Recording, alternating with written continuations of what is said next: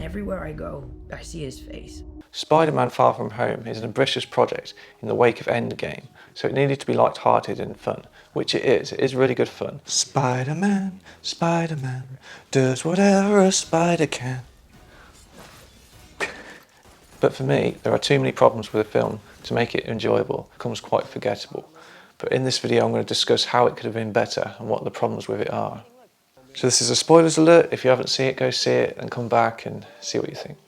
So the main overriding problem for me is the premise of Mysterio and technology. It's just way over the top and ridiculous. It's so ludicrous that they can use holograms and then drones and everything to make it look real, and everyone is fooled by it.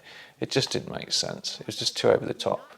What they missed out on is Mysterio, in the comic books and animations and everything else, is a really sinister character.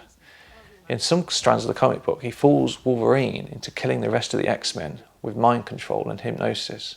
That's how powerful he is. So it would have been better, much better, if he did have mind control and hypnosis instead of technology. I think they really missed out on a trick there. Wouldn't it be better if he could shoot webs out of his wrists like in other films? The cartridges just seem a bit lame.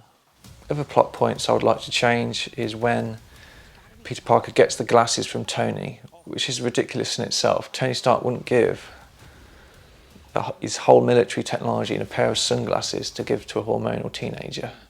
Peter Parker's not qualified for that kind of thing. Can you guys just get on?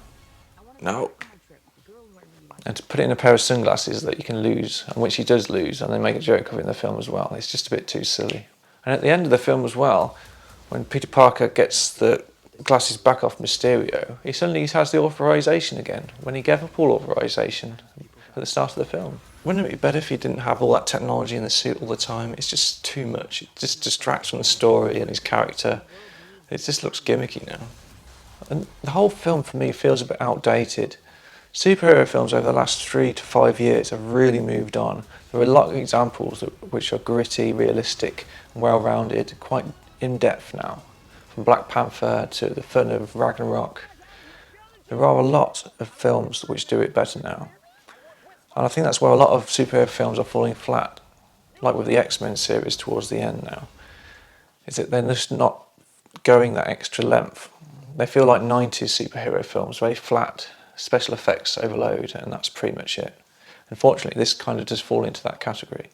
Fake enemies in films never really work out very well, because the audiences don't like being fooled in that way.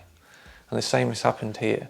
I think Homecoming does a much better job because it doesn't rely on big spectacular events and visuals. It was just an honest story about a kid in a school and he's got superpowers. The big spectacles in Far From Home are just so empty and over the top and you can't tell what's going on.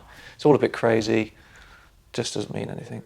So for me, if they changed the storyline to Mysterio being having mind control and hypnosis, and they got rid of some of the big spectacles which wasn't really necessary, I think it would be a really good film.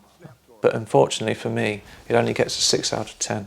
The ending in the post-credit scene is quite an interesting one. So it reveals that Spider-Man is Peter Parker to the world, and that's a unique thing that no Spider-Man strand has done before in the films or the animation that I know of.